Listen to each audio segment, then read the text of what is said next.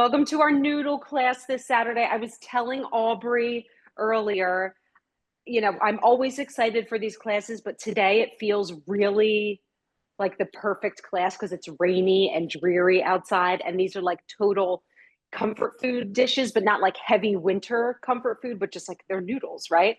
Oh, Nina, we were just talking about that zucchini recipe. I'm gonna try it too, Nina. I just shared it with Aubrey because she's growing zucchini as well. That's what I said. We're like knee deep in zucchini this time of year if you have a garden and you're growing them. So that is a great recipe, a great recipe. All right, I'm going to change my screen. We'll give it like one more minute to pop on. So while we are waiting, let me just see, are out of control. Yes, they are out of control. Absolutely. So that is a good way to use up a bunch of zucchini. If anybody else is interested, Aubrey, maybe you can pop that in the chat. It is an Italian zucchini scarpaccia, which is like a tart. So very easy, few ingredients. The hardest part is just waiting for the zucchini to press to remove some of the liquid. But aside from that, it's a great way to use up some of those summer zucchini. And I said, even the next day, I took a piece and I reheated it in the toaster oven. It was perfect. It's so good. So that's a great recipe. Really simple, really healthy, like minimal. It's great. So with that, we'll give it let's get started. So as more people join, I want to welcome you all to my noodles cooking class this Saturday morning. I am cooking these dishes for July and August, and we're working with 3 different types of noodles this morning. So we'll be using egg noodles, I'll be using whole wheat udon noodles, and then we'll be using some couscous. But do not fear if you can't find or have access to any of these, there is always a substitution. So we'll talk through what you could use instead of any of these noodles if you're going to make these recipes at home. With that being said, if we have anyone that's cooking along, please let me know. Feel free to put it in the chat or come off of mute so I can make sure that I check in with you from your own kitchen. If you were unaware that you could cook along, you absolutely can for 1, 2, or all 3 recipes that we are making today. So know that for myself, for Michelle, with Aubrey's classes, you're always welcome to join us and cook along. We love that. It's super fun, but you don't have to. I am joined this morning with my amazing dietitian teammate, Aubrey Red. She will be cooking along September and October, so she's got some delicious recipes coming up. But hopefully many of you have connected with Aubrey on your own, so it'll be really fun to hang out this morning. So with that, if you have any nutrition questions while you're here, I mean, you might as well ask us because you have a captive audience. So feel free to use that chat to answer any nutrition questions or just tell us where you're tuning in from. We will be sharing the recipes in the chat as we move through class. I will be starting with our soup recipe. It takes the longest, although simple. But as with any good soup, we want that to cook through class. So we'll be starting with that. And then we're moving to our couscous dish, which is another way to use up some of that summer zucchini, as well as some summer tomatoes. And that comes together really quickly and is a dish that is even better the next day. And then we're finishing up with our quickest dish, which is our Hoisin-Ginger Noodles. And we'll be using those udon noodles for that. But again, I'll talk about how we can swap that out. So with that being said, let's get started. Our first dish today is a chicken noodle soup with turmeric and coconut milk. So I'm making a smaller serving this morning, so I don't need a full-size soup or Dutch oven for this. So I'm just using a medium-sized Dutch oven. So the first thing I'm going to do is get my pan warm. So medium heat. And for this, the type of noodle that we're using the recipe calls for Asian egg noodles. You could use fresh, you could use dried. If you can't find Asian egg noodles, or if you don't have an Asian market near you, do not fear. I'm going to add a little bit of olive oil to the bottom here. Let that get warm. Any egg noodle will do. So let me tell you what I'll be using. So I'm using half a bag of these egg noodles. They're a medium width. I kind of like, you can see they're not super wide. I kind of like that for my soup dish, but if you prefer a wider egg noodle for this, that works great as well. Truth be told, I used a wider egg noodle when I was testing this recipe. So everything works wonderfully. Use any variation of an egg noodle. It's a great way to use them. So I have some salted water back here. My water is boiling. So let's get our noodles on, and then we'll just let them cook and drain. So we'll just get those started. So for a full recipe, you'll use a full pound bag. For half a recipe, I'm using half. And then we'll just let this come up to boil. And these cook really quick, which is why I love this. So you're looking at like 5 minutes. So I'll be watching the clock a little bit, and then we'll just test them. So we'll let our noodles cook. First thing, we're starting, as with any good chicken noodle soup, we're starting with a mirepoix. So first thing I have are some onions. So this is 1 onion sliced. So as you can see, I have some thinly sliced pieces here. I did this before class because, nobody needs to see me crying. So we're going to put this in first, just to let our onions start sauteing.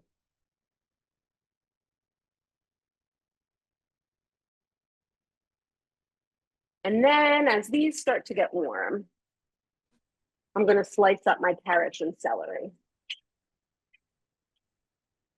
We do not want our onions to brown. So we're not trying to fry them. So if you feel like your pan is a little hot, the heat is a little hot, just turn it down. We're going to let these cook, ideally 10 to 12 minutes. We want them to soften, but not brown. So just keep an eye on them. We're not adding any seasoning until later on. So it's just good old olive oil and our veggies. So with that, now half the recipe, I always say, calls for 1 carrot and 1 celery. I personally prefer a soup that is loaded with vegetables. So I am using 2 carrots and 2 stalks of celery. My carrots first, I'm just cutting thinly into coins. If you have a vegetable peeler, or a vegetable brush, a vegetable scrubber, you can just clean the outside of your carrot and scrub it really, really well. You don't have to peel it, although for this, I did peel it. So you just want these really thin. And they'll go in as we prepare. I see my egg noodles are boiling, so I'm going to just move them around when I go back to my stovetop.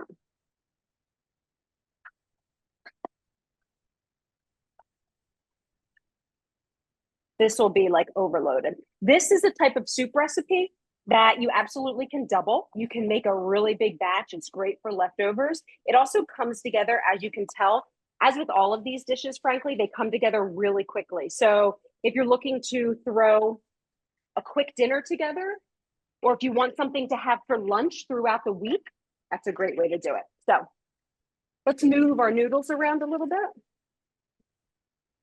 I have my colanders ready at the sink to drain it. Let's move this around. All right, I'm going to turn my heat down because I am getting a little hot here. Great. Okay. Same thing we're going to do with our celery, thinly sliced.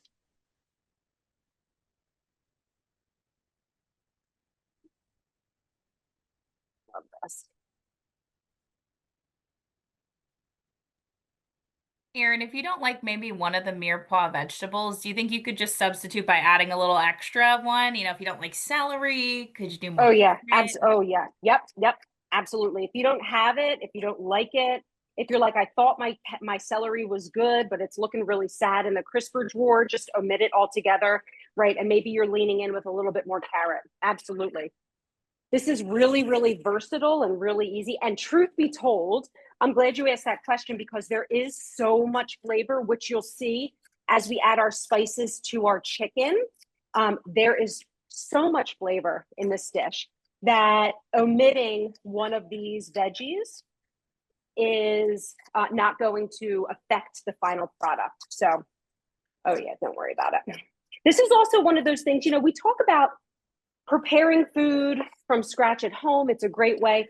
But if you're dealing with neuropathy, some weakness in your grip strength or your hand strength, or holding a knife just feels like a lot, oftentimes a mirepoix pre-chopped onion, carrot, celery is something that you can buy pre-made at the grocery store. It is going to be a little bit more expensive, but If that is worth your energy and your time, and this allows you to save a little bit during the week, that's one of those convenience options that can really be a great purchase at the grocery store to keep on hand. Okay. All right, I am going to turn this down a little bit. We're going to let our carrots, onion, celery just sit. Let me set that back here. And just kind of soften. We want them to get really tender.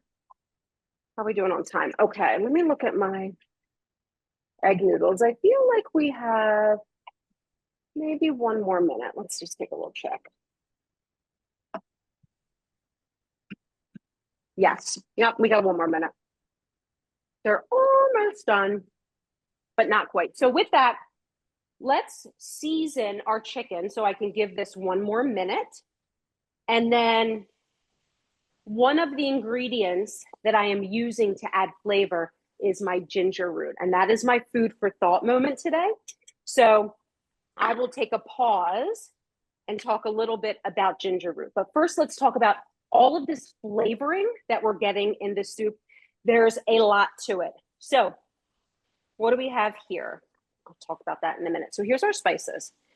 So we have some ginger or garlic that I'm going to use my microplane to grate right in there. We've got turmeric, right? This is chicken noodle with turmeric. I have some sweet paprika, delicious. I have a little bit of cayenne here. So you're good. This is not a spicy dish. If your palate is very sensitive to heat, you can omit this cayenne altogether.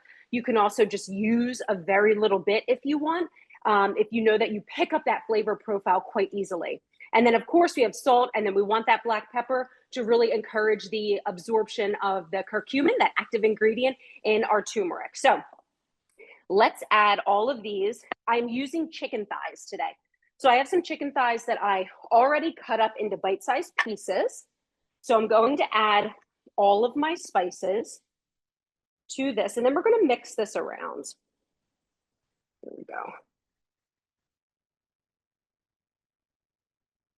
Perfect. So we'll set that aside. I'm going to grate my garlic. Oh, and then I have 2 teaspoons of fish sauce. So you might be like, oh my gosh, why would you add that? It adds a little bit of an earthiness to this kind of dish. It doesn't make it fishy. It's not overwhelming. We're using just a little bit. If you don't have fish sauce, feel free to omit it. You could substitute it with something like a Worcestershire sauce, like adds a little bit of smoky earthiness to it. If you have a fish allergy, again, you can leave it out altogether. So not a big deal. We're getting a ton of other flavor otherwise. Before I do some mixing, let me just check my noodles again. I think we're looking much better. Oh yeah, yep. Okay. I told Aubrey, my goal today is to not burn myself. So, and I see part of that question. Yes, so Aubrey, Nina was asking if maybe instead of fish sauce, you could use oyster sauce. Oh yeah, oh my gosh, absolutely, yeah. If you just don't have it, but you have oyster sauce instead, you 100% could do that. Okay, so I'm draining my egg noodles in a colander. I'm going to, and I'll show you as I come back around. I'm going to put them back in my pan. I'm going to just get them all out. And I'm going to drizzle them with just a little bit of olive oil so they don't stick together. And that way we can cook them just a little bit. Aubrey, this is your cue. I'm not going to burn myself. I know that handle is hot. I know it. A little bit of olive oil, mix it around, and then they won't stick together. And then your noodles are ready when we're going to add them to our dish at the end. That's all. Perfect. So, glove on. Noodles are ready, not overly cooked. I'm just going to set these aside, and then I'll come back to them at the end of class when we're ready to assemble. So I'm just going to set these over here.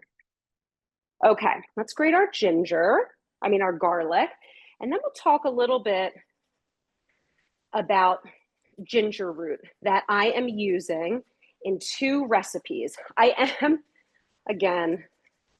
using 4 cloves of garlic. Half the recipe would call for 2, but you guys know.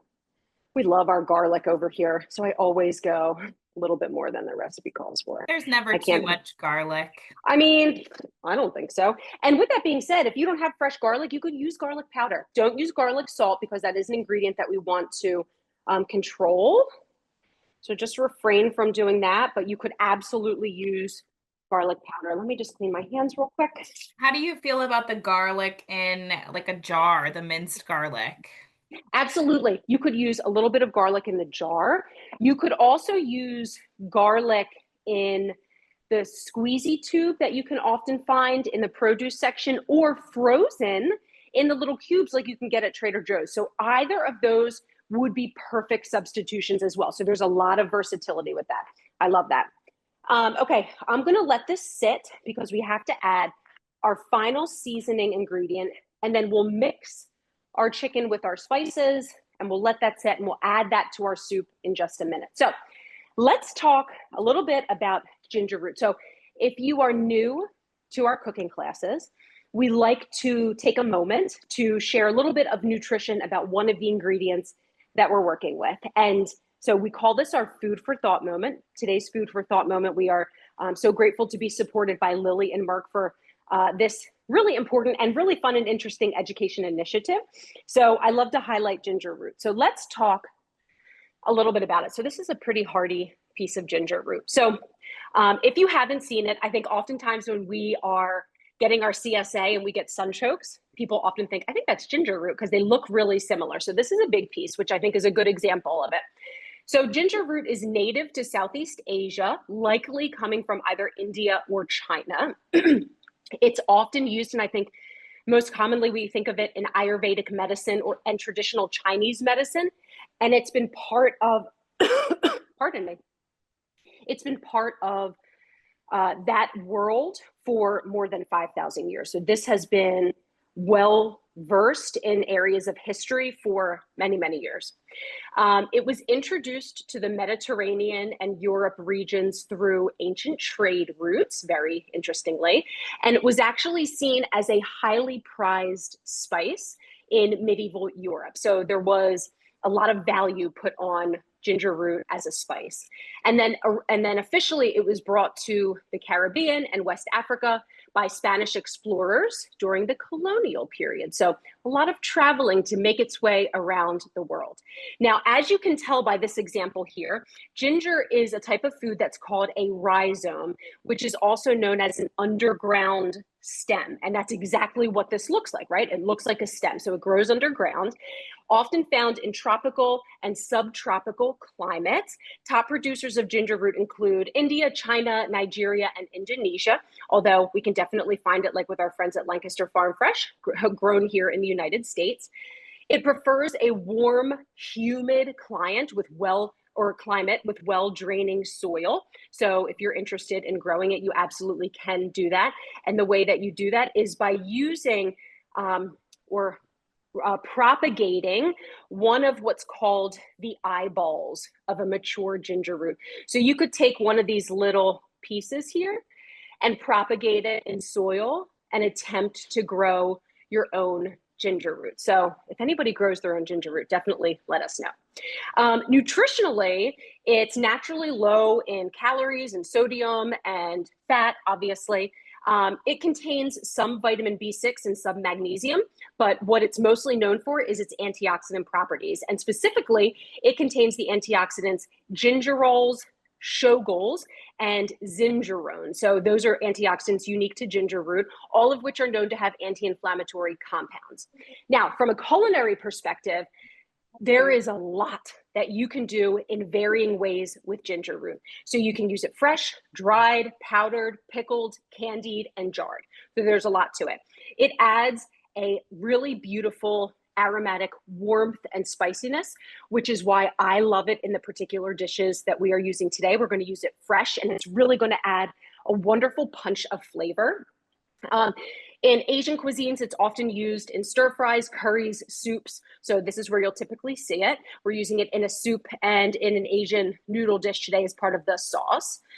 You can use it in baking. So with cookies and gingerbreads, ginger is so good. It's popular in beverages like teas and smoothies and juices. You can make your own tea, even your own ginger ale you can use fresh ginger root for. Pickled ginger is often served with sushi, and it is one of my favorite ways to enjoy ginger. I'm often eating everybody else's pickled ginger off their plates with it because I love it so much. So it's a perfect combination of that spiciness and that like pickly vinegar flavor if you really love it. You can use candied ginger in desserts and confections. And then it's often used, dry ginger is used in spice blends like garam masala and Chinese 5-spice, which you'll often see in those Middle Eastern, Indian, Asian types of cuisines. So there is so much to it. It adds so much flavor. It's wildly cheap to get at the grocery store. And we're just going to use a little bit. So that is my food for thought moment about ginger root. Let me cut off a little piece. And Erin, while you're cutting that, Laura just wanted to confirm, you plant the root to grow it, or what part of it? You said eyeball, right? What is that part? Yeah, so you would plant like these little nubs, here. These little pieces that are growing out of the stem, you could take this and put it into soil and attempt to repropagate it. So you wouldn't put like the whole root. It's these little bits that are coming off the side that in theory you could try and propagate with. And they're called eyeballs. So because they kind of look like, if you can kind of see, they kind of look like eyeballs. So that's the way that you could attempt to grow it. So if you do try it and if you do succeed, let us know. Okay, I'm gonna set that aside. So I could use a spoon to kind of carve this out a little bit, but I'm just gonna use my knife. And then we're gonna freshly grate this ginger with my microplane. And I am going to just check on my mirepoix here. Ooh, this looks good. Nice and slow heat. Everything looks really tender and soft. Okay. So this is good. Yeah, when I realized you could buy pickled ginger in the grocery store, let me tell you, things changed. Okay, so I took the skin off. An easy way to remove the skin of ginger root, again, you could take a spoon and the skin just scrapes off super easily, but for sake of time, I just used my knife. And then I'm just going to use my microplane. Now, Aubrey had a great question earlier about using different forms of ginger. So same thing. If you can find ginger in similar forms as you can with garlic. So in a tube in some grocery stores, it's a ginger paste, or you can find it frozen in squares. Again, just like a frozen ginger paste or garlic paste. That would be a great convenience option. So if this motion, again, feels really difficult for you, those are great substitutions. You get all of that really great flavor, so you're not missing out. All right. Yum, yum, yum. Okay. I know you mentioned making homemade ginger ale, right? Terry asked if you have your favorite recipe for that. You know what I've used actually is the one in the Cancer Fighting Kitchen cookbook, because you make it, I believe, with frozen grapes as well. So if anyone has their cookbook, I'm just going to rinse off my microplane a little bit. If anybody has it nearby, there is a homemade ginger ale that you can make. And essentially, because it's been a minute since I've made it, but if my memory serves me correct, the first thing you're going to do is make a ginger syrup. And then you can add it to like a seltzer, a club soda, a sparkling water, add some frozen grapes to it for like sort of like a refreshing icy bite. But that's a great recipe. And Nina is checking on the page at present. She's got her book handy. I love that. Love that, Nina. Thank you. So all of my spices are in. I'm using a spoon to get everything really well mixed for our chicken. You could throw everything in a Ziploc bag and then just like have the kiddos sort of squeeze it to get everything combined. But once all of our ingredients are mixed, great. Our chicken is going to go into our pan. I'm going to raise my heat a little bit. I'm also going to turn, not that one. I'm going to turn my pan on in the back for our next dish. Okay, so let's let our chicken on in. Okay. And then we're gonna let that cook for about 5 minutes. This, because it had raw chicken in it, I'm gonna put it right in my dishwasher. We're gonna minimize that risk of foodborne illness and cross-contamination. And then we're just gonna let our chicken cook for about 5 minutes until it starts to get opaque. And then we'll add some liquid to our soup and we'll bring it up to a boil, turn it down, let it simmer, and then before we know it, it'll be done. Let's turn that up. All right, so we're gonna let this cook for a little bit, a few minutes here. That's not for you. Okay. I think everything. So, all right, so let's talk a little bit about the liquid that we are using in our soup. We're gonna add a few more ingredients before we move on to our next dish. So I have some chicken stock here. So this is low sodium chicken stock. For a half a recipe, I'm using 2 cups, and then I'll be adding 1.5 cups of water. I have half a can, full recipe uses a full can, of full fat coconut milk here. I like using the full fat because it does add really lovely viscosity and like just a creaminess to it without it feeling heavy. So coconut milk, love this. And then again, I'm adding another tablespoon, a little bit of fish sauce. Nina, you could use oyster sauce. You could omit this altogether. It's just kind of like rounding out some of those flavors. So these are our 3 liquids that we'll be adding before we start to let this simmer. So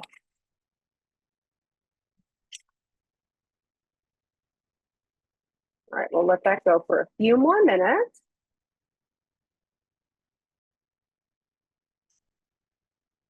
This looks great. All right, we just want our chicken to really cook a little bit more before we add our liquid. So we'll let that go. All right, in the meantime, while we're holding off, let's talk a little bit about our next dish because I have my pot starting to boil in the back. So our next dish that we'll get going with in a little bit is what's called a pearled couscous and zucchini with a tomato vinaigrette dish. It's really delicious. And so I'll go over, grab my ingredients, and I'll show you what will come together for this. So again, half a recipe. I'm using half a cup of pearled couscous. So that is my star of the show in terms of noodles. So this is what it looks like dried. I love this because they will sort of blow up a little bit as they cook. They won't get overly large, but they have a really lovely bite and texture to them. Now, if you can't find pearled couscous, barley or farro is a fabulous substitution. And you could cook them per the package instruction. So pearled couscous cooks up in like 5 to 7 minutes. So it really doesn't take long at all. For farro and barley, it will take a little bit more time, but just follow the package instructions, no big deal. And then we'll be making our tomato vinaigrette in our fry pan here. All right, our chicken, good. So now we're looking opaque. Let's add our liquids. We're gonna turn our soup up to high to get it to boil, turn it down and let it simmer. This is great.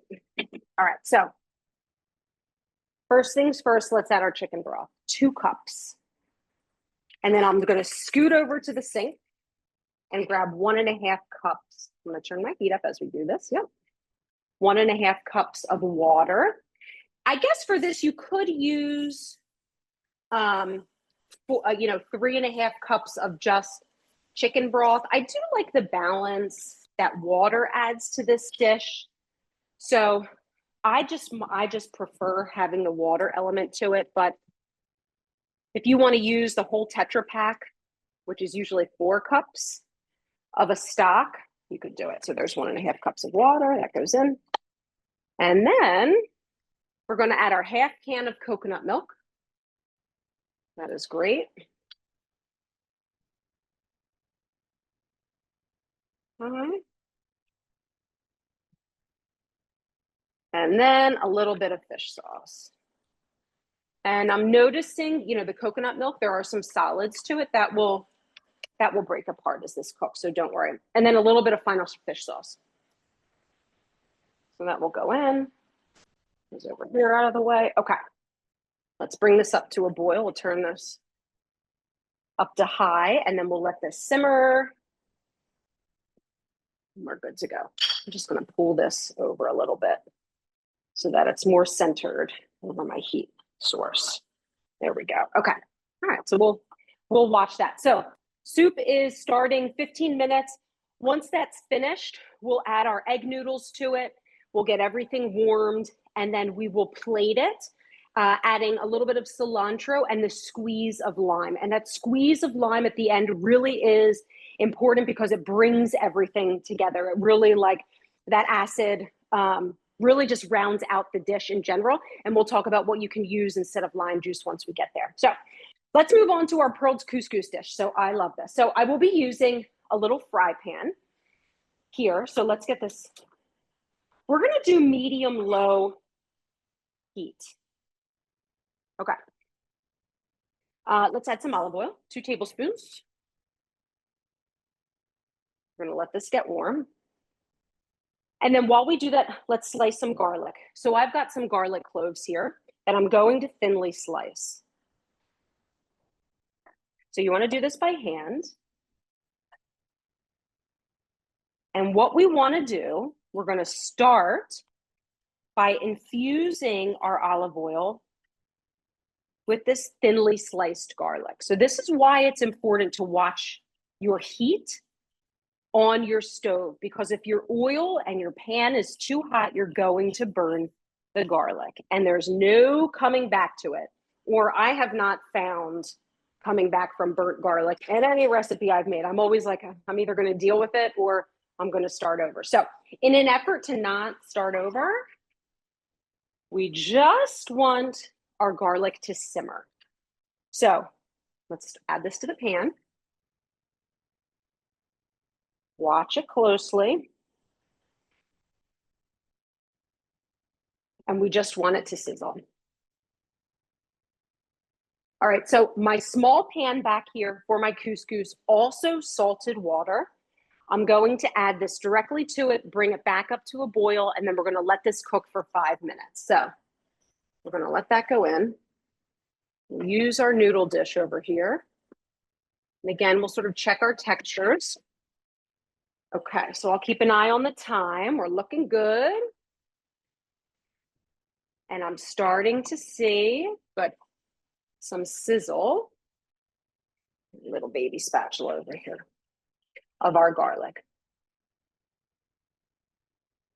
All right. So we just want this to infuse for a few minutes. Again, we don't want to burn, so you don't want to just put this on the stove and then walk away. Good. Sizzle, sizzle. Okay, so let's talk about how we're going to make this vinaigrette. The base of this is going to be tomato paste. So I have 3 tablespoons of tomato paste. And so this will go in after another minute or so. We'll add this to our fry pan, and we're just going to let our tomato paste start cooking. And we're going to let this go. It'll get browner, or it'll get like a more deep red as that tomato cooks. And then we're going to move that to a heat-proof bowl. So really, again, a really simple dish that comes together with so much flavor. We'll be adding some fresh herbs at the end of this. This looks great. All right, so we're sizzle, sizzle, sizzle. We're not burning. We're starting to get a little brown, so I turned my heat down. This looks great. Let me give my my couscous a little stir there. All right, I'm giving my soup a stir. There's a lot happening, but it's all delicious. All right, my soup is boiling, so let's just like turn this down and let that simmer. Great, okay. All right, so this is nice and infused. On our fry pan, let's add our tomato. 3 tablespoons tomato paste. Great. And I like using a little spatula for this because I feel like you can manipulate it. So essentially what I'm doing, just trying to push that tomato paste down into the oil and the garlic to get it all cooked together. And then we're going to regularly just stir, stir, stir, stir, stir. Again, this is not something you want to just like throw on the pan and walk away. You want to watch this. I'm already starting to see my olive oil turning like a reddish flavor, which is great. That's what we want. Erin, do you have any recommendations for, tomato paste? I feel like it always comes in a little can and we need maybe 1 tablespoon at a time. Oh, Do you have any thoughts? Worst. Oh my gosh. So 2 things that I've seen, because we're all like, actually 3 things. We're all sort of in the same boat. So number 1, what I have found and what I often use is tomato paste in the tube that I keep in the refrigerator, and you puncture it when you open it. And then I just keep it in the refrigerator, and then I can go back to it without feeling like, oh my gosh, I'm wasting all of it. So that's number 1. You could always do that, but not every grocery store has those.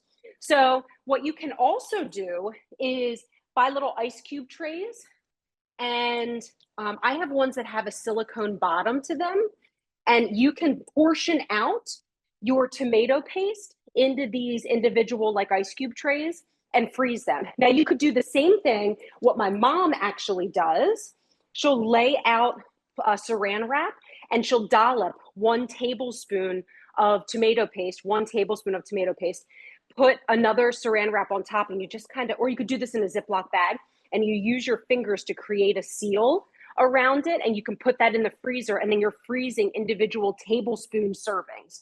So that's a great way to minimize the food waste, because you're right, it's like very rarely, even for this recipe, you don't need a whole can of tomato paste. So like, what do you do so that so that you don't end up wasting it? All right, this is looking great. How are we doing on time? Okay, we have like another minute or so. Our soup is looking good. I'm watching our couscous. That looks great. Okay, I'm gonna let that sit for a little bit. I did turn that down a little. All right, so let's talk about what goes in to our zucchini and tomato. First things first, off the stove, I'm gonna put that little vinaigrette that we're making in a heat-proof bowl. So you wanna make sure that it is something that can take a hot liquid. So I'm using this Pyrex dish. So I'll put this directly in here, and then I'll just be adding the rest of my ingredients to it, and then we'll serve it. So I am gonna set this to the side. And then we're adding, right, some summer tomatoes, zucchini. I have a little salt, pepper here. Again, a great way to like highlight the beauty of summer produce. So what I am using are a mix of beautiful summer grape cherry tomatoes. So I have a little colorful medley here. If you're growing them, use what's in your garden. Use what's at your farmer's market. It doesn't matter the color. It doesn't matter the size. You just want a little sweet tomato. And we're going to quarter them. So we are going a little bit smaller with the cut for our tomatoes, because think of the size of our couscous. It's a smaller like footprint, so to speak. So we want things to sort of be uniform in their size so that it is an even distribution on your spoon as you're enjoying it. Does it have to be the exact size? No, it most certainly does not. But instead of just halving these, we're going to quarter them so we get a little bit of a smaller bite. All right. So we'll finish up prepping our ingredients. Let me just check our couscous. Again, this like comes up so quickly. Oh, that's done. Yep. Okay. Turn that off heat. Turn this off heat. Before I get to our tomatoes, let's add. Okay, so seeing how brown red this is, right? Here's our vinaigrette. Absolutely delicious. So all of this will go right into the bottom.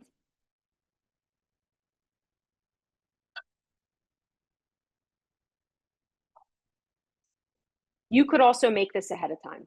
And then when you're ready to assemble, make your couscous, prep your veggies. We're using them fresh. We're not cooking them, and then assemble. So this is a really great make ahead dish also.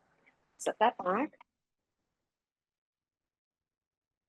And then let me grab our couscous. I'm going to drain that and add that directly into this pan. And as it's warm, it's going to take up all of this amazing flavor. So let me grab my pan. There will always be water that's left over. Nothing's wrong with that. I'm just going to drain. All right. Where's my towel? All right. And then I'll show you what this looks like. Great. Okay. Couscous. Right on in. Yum.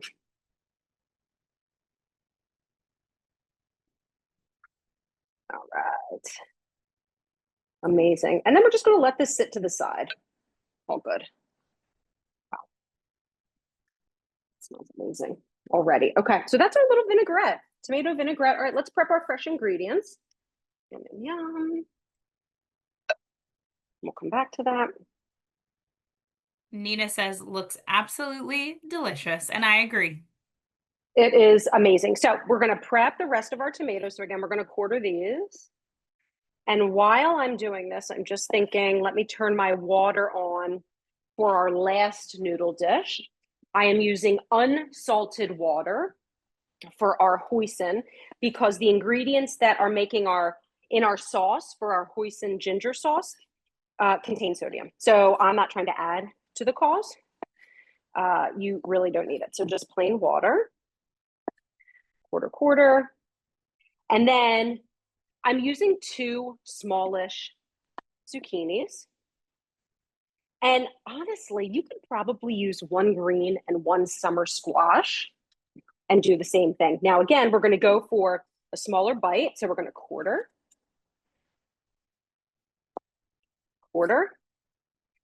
and then we're going to cut. If you have, like in my other class, oh man, I had a baseball size zucchini. So I was cutting it in like the smallest pieces. Oh my gosh. I was just going to say that zucchini is comically small compared to the zucchinis I've picked from my garden. Comically, Aubrey, comically small, right? Like the ones that I think we know, I'm just going to throw these right in, right, are ginormous. My parents' garden, those zucchinis are so large. So just, if you got to do eighths, if you have to cut them in strips, it's totally fine. You can sort of adjust as you need to create a little bit of a smaller bite. This looks great. And then our tomatoes and our zucchini will go in. We're going to add some fresh herbs. Our last dish comes together in like no time at all. It's effortless. It's also my favorite because the flavor is out of this world. So zucchini goes in.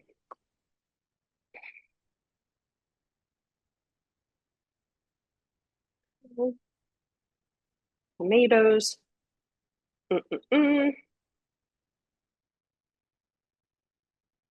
Let me officially move on to a bigger spatula. Use this. All right. I like that the couscous is still warm again. It just kind of warms our tomatoes and our zucchini up, but without cooking it. And I do like to serve this either room temperature or a little warm. So if you do make this ahead of time, I would bring it out and let it come to room temp. I personally just find that's how I enjoy it the most. All right, I am going to add a little bit of salt, pepper to this. We'll get that mixed in. If I sneeze, I'm really sorry because pepper goes right up my nose. All right, and now let's add some fresh mint. So we're going to finish out this recipe. Super simple. What are we using? Mint and basil. A unique combination, but trust me, it's delicious. So I have my mint leaves here. We'll just take a bunch. Mint is also one of those things that we all learned we should have grown in a pot if you put it in your garden. And I always think of Michelle when I use mint because her husband, oh my gosh, he's such a great gardener and they have like mint all over their garden. And I always laugh because it just spreads and takes over. So I too have learned it should go in a pot, but I love it. So I just have a whole bunch of mint here. I'll give a rough chop to. And then we're going to use some fresh basil and we're going to add some crumbled feta. And then we'll finish the dish with a little bit of crumbled feta on top as a garnish, as well as a little squeeze of lemon. Again, just a little bit of acidity to brighten that up. And actually, I think I forgot to add lemon zest and lemon juice. So we'll add that too. Yum. All right, so that can go in. Good.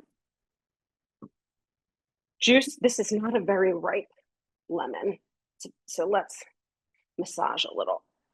All right, so I always like to say, if you're using citrus, use the zest and the juice. So the zest will add a really lovely brightness to it. That's where you get that citrus punch. Oh my gosh, it smells so good. And then we're gonna juice it.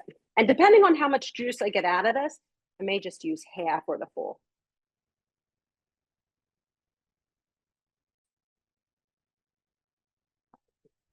Yum. Let's start. This is a ginormous lemon.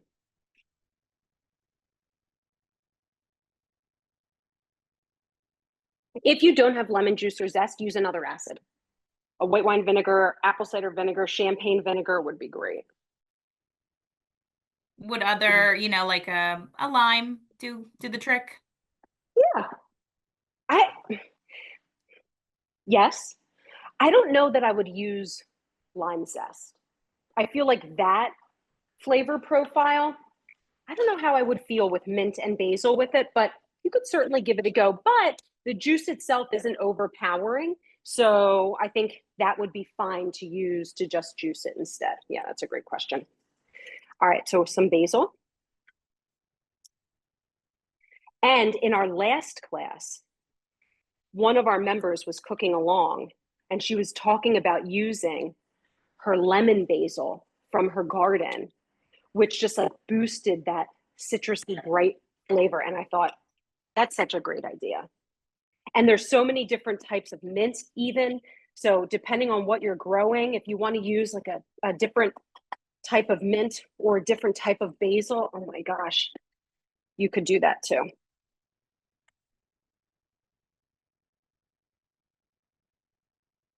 How are we doing? We're getting there. Okay.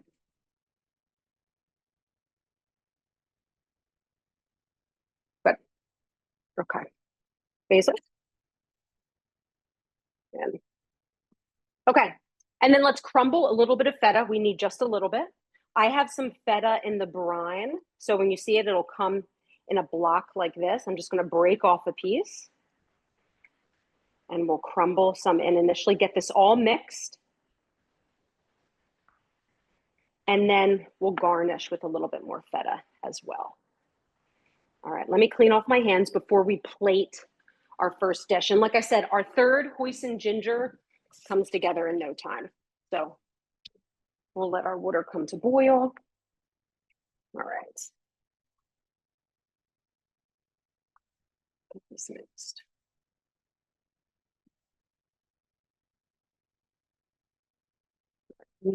Bowl. Okay, so little lemon wedge for garnish. And if you want to add a little extra spritz at the table, right in the center. Yum.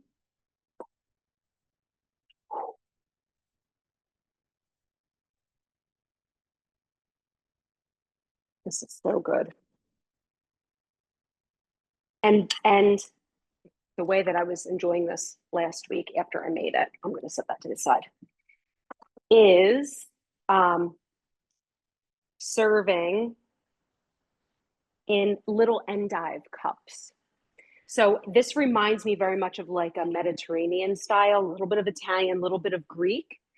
And I thought, you know, like the little endive cups would be the cutest thing just for like a little snack. You could just spoon some in there. Oh my gosh, so good. Okay, so here you have it. Your pearled couscous. Let me get my dirty hands out of the way. Dish So with good. zucchini, tomato, right? I am going to take a little bite.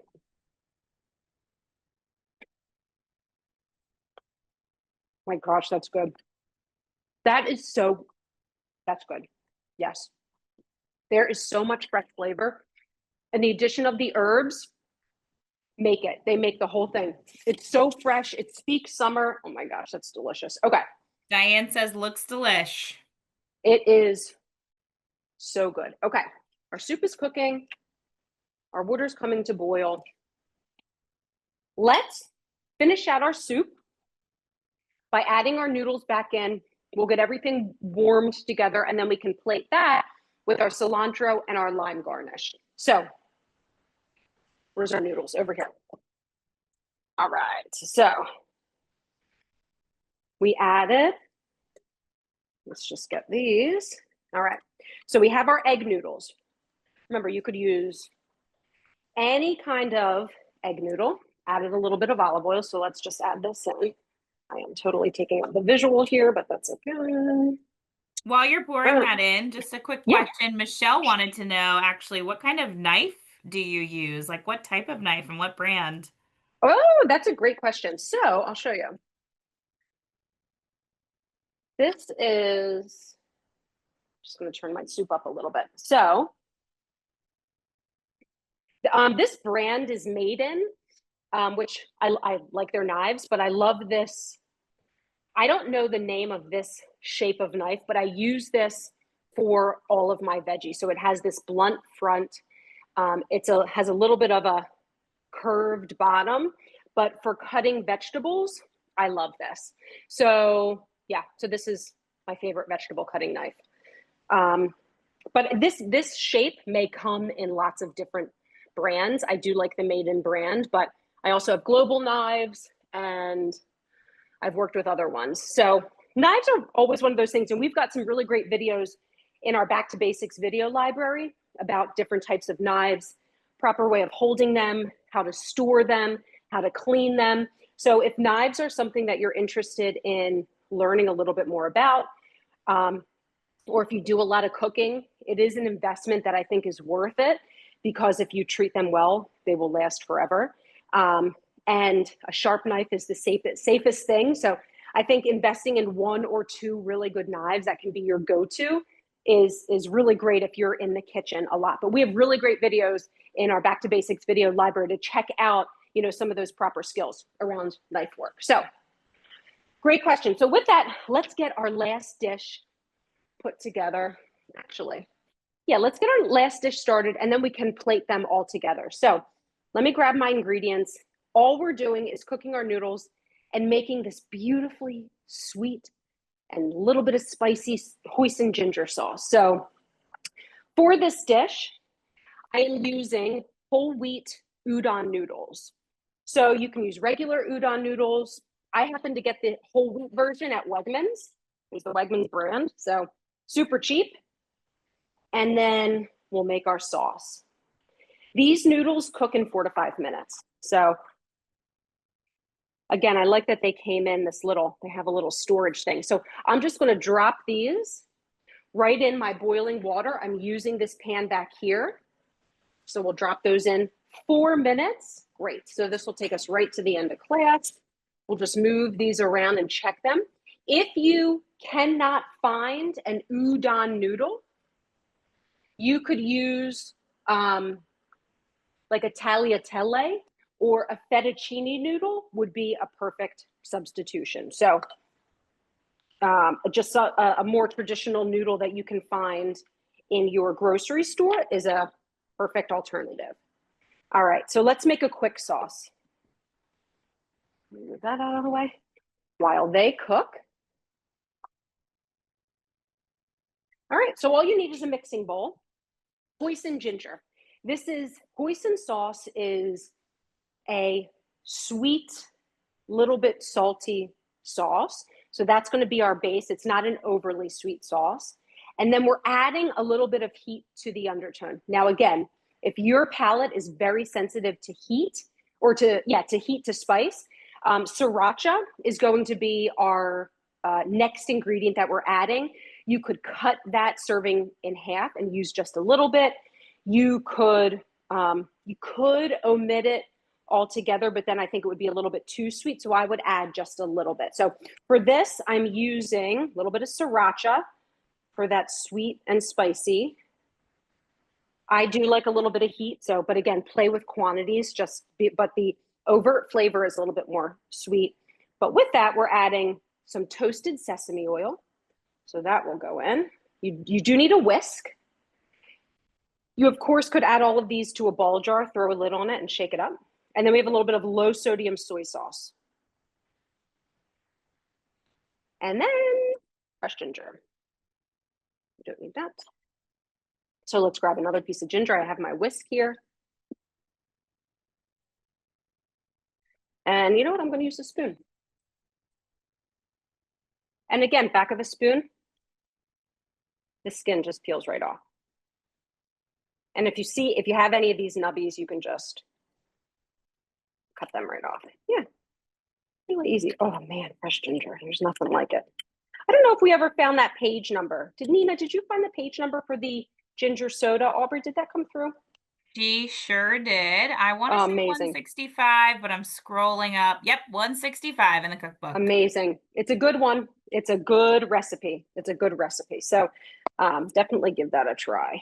All right, so I've got my ginger root freshly grated right in. This is going to really give that gingery punch. Again, use any of the alternatives. Ginger powder will not give you that flavor punch that we're looking for. So it's not the best alternative. Something else I think that you could add to this would be lemongrass. I think cutting up some lemongrass, that would be a great addition too.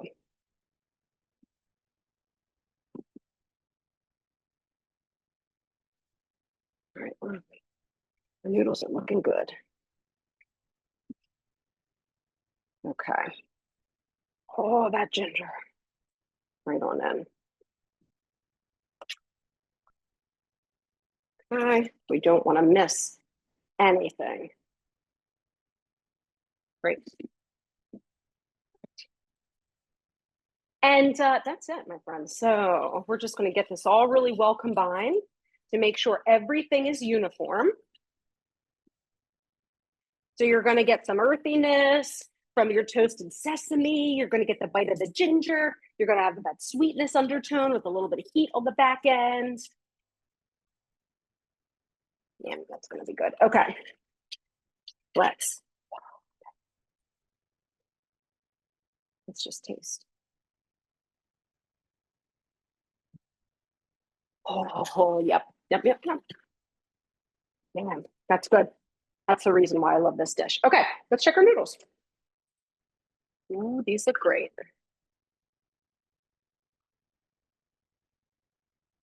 All right, let's check.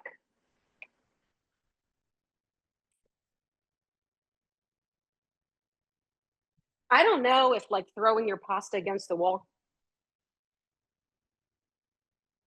Yes. Yep, absolutely. You know, that's the old wives' tale. You just like throw it and it sticks and it's done. I don't know if that's actually true, but I just taste it. Yep. There's never so a better time to try and see if it's true, Erin. Right. Oh my gosh. The cleanup would be, it'd be like, what happened? What went awry in your cooking class today? There's pasta everywhere. There's noodles everywhere. Okay. So I am draining in a colander. My noodles are going to go right back in my warm pan.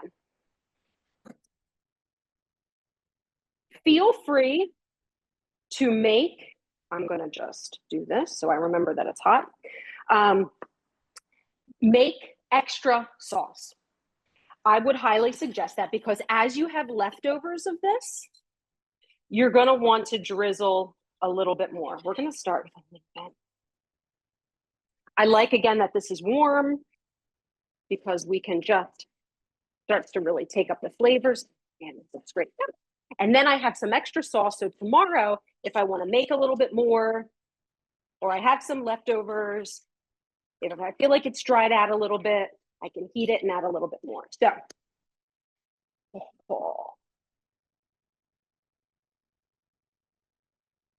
okay, let's get that plated. Easy peasy. Now, our garnish for our hoisin noodle dish are some scallions and some peanuts, unsalted peanuts. Feel free to omit the peanuts if you have a peanut allergy. You could use sesame seeds instead. That would be a really great garnish and add like a little bit of crunch, but you absolutely don't need it. So Get all this plated. Great. Okay. There we go. Now, we're just going to use one scallion, but I am going to use the whole thing. So I clean the edge. I'm just going to cut off the root. And I'm going to use the white and the green part because you can. Oops, I got a little bit of sauce again.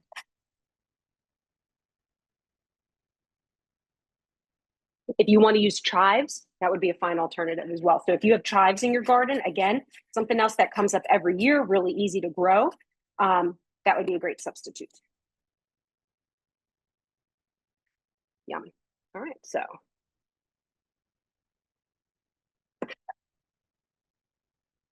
Scallions.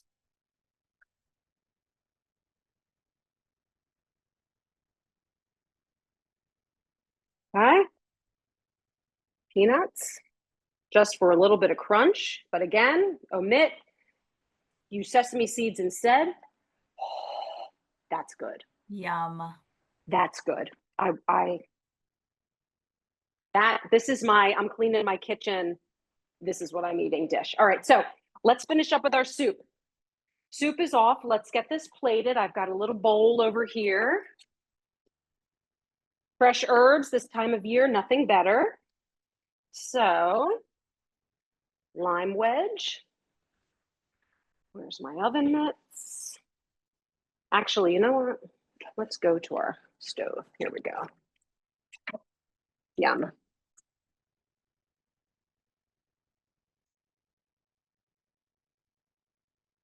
So good. Get some of that beautiful broth. Some veggies. Yum, yum, yum. Good. Okay. And then some cilantro. If you don't like cilantro, again, maybe you're using some scallions for this as a garnish or some chives. You could use parsley, some other type of herb would be great.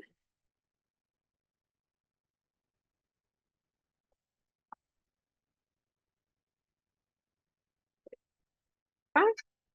Fresh herby. Oh my gosh, amazing.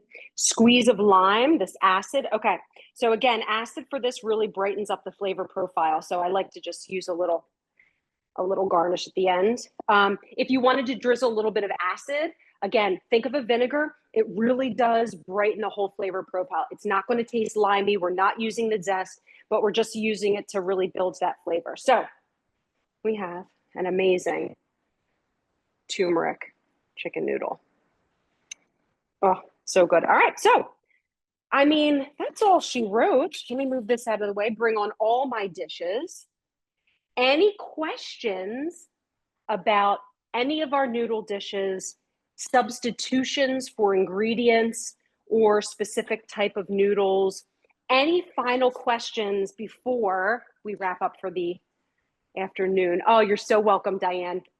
Yeah, no questions in the chat. I love the versatility, though, of all the noodles, right? I feel like it's very mix and match. You know, if you had one thing on hand, you could make any of the dishes and make them work.